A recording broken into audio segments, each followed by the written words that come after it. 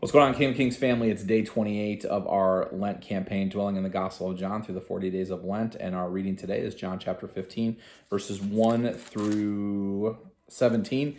And honestly, this is one of my favorite passages, one of my favorite sections of Scripture in the whole Bible, because it really lays out what a relationship with Jesus is meant to be, what it's meant to look like. He begins by talking about how he is the vine, and that we remain in the vine, that he is the source of life for us, that he is the connection that we have to what life is supposed to be, that all of our nourishment, all of our everything we need ultimately comes from Jesus, and we remain in him and he remains in us.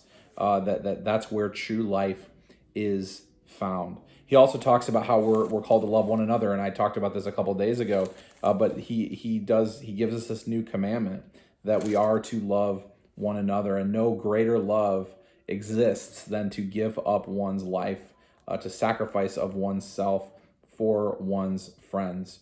And Jesus calls us his friends, and he tells us to call one another that as well. That we are to lay down our lives for one another, out of the love that Jesus flows into us and then flows through us and out of us. And then the last component of a life of disciple is this fruitfulness part, that we're called to bear fruit, and not just fruit in the form of bank accounts and stuff and property and prestige for ourselves and advancement in our careers, although those things are fine and can be used for the glory of God. The fruit that we're called to bear is in the discipling of other people. It's in the making new disciples, helping disciples to grow, being able to have for others that can point to our investment in their lives and say, it was when this person spoke into me that I had this outcome. That we're called to be a people who invest in one another and invest in the world, that we would bear fruit. And I think that's the one that sometimes gets left off in American Christianity. I think we are can be very individualistic about our faith and not really interested in investing in others. Maybe thinking that's not our job, that's the pastor's job or that's the church's job. And certainly that is true, that the church is a venue for that to happen. But you as an individual, you as a follower of Jesus, watching this video right now, are called to invest in the faith journey and in the discipleship of others. There are a million different ways that can be done, but part of our discernment as disciples of Jesus, as we remain in the vine and as we love one another and remain connected with one another and serve one another, is also to see how we might bear fruit in the lives of other people. Obviously, we can't manufacture that. Jesus has to do that for us, but we do play a role in that.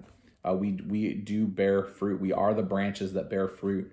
And we will do that by remaining in the vine, remaining in Jesus' love, loving one another, and investing of ourselves into the lives of those who maybe don't know Jesus, or maybe their faith is not great, or whatever that may be. So who can you invest in today? Who can you bear fruit with? Who can you show Jesus' love to? And how can you remain in Jesus' love yourself? That is what discipleship is really about. So that's all we got today. No readings tomorrow. We'll be gathered online in worship. Looking forward to being engaged with you around that. Have a great day, and we'll see you again on Monday. God bless.